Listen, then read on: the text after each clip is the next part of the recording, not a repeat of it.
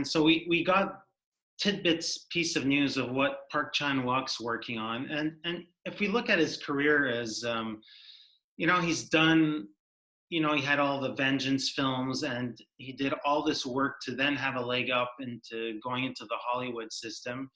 And he sort of like went there and then went back home and then did like a more precise piece with Handmaiden, and then he did a series. So he's very much in a mode where he's doing a lot of stuff. And so this week we got a little bit of news on what he might actually do next.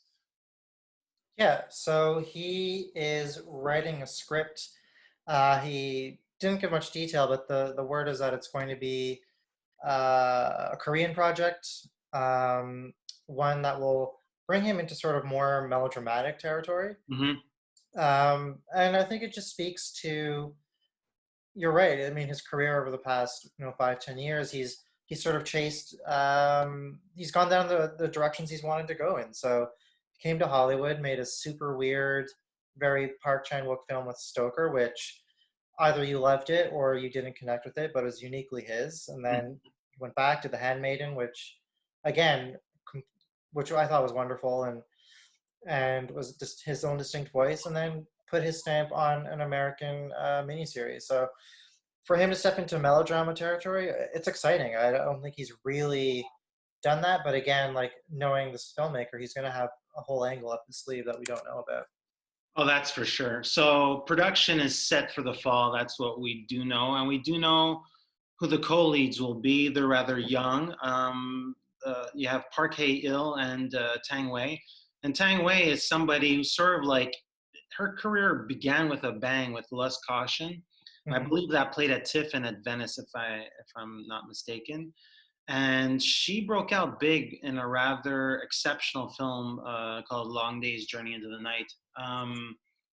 What do you think about those co-leads? And do you imagine them in any vigilante or vengeance-like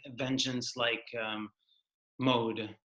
I mean, who knows where the story will go? I think both actors are gonna have whatever it turns out to be. They're gonna have something really rich to work with, really interesting and complex to work with.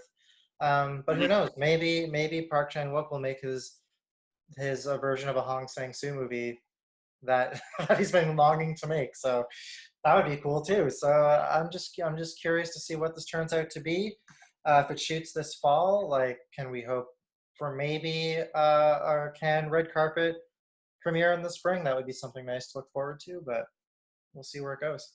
Well, I like that. And yeah, he was working with on making a remake for The Axe and the Brigands of Rattle Creek, which was a larger project. But yeah, he's got a couple of things on the docket. Hi, I'm Eric Lavallée. I'm editor-in-chief and site owner for IONCINEMA.com, and this is Kevin Jagernauth, contributing writer for the playlist. And together we are IndieSponge.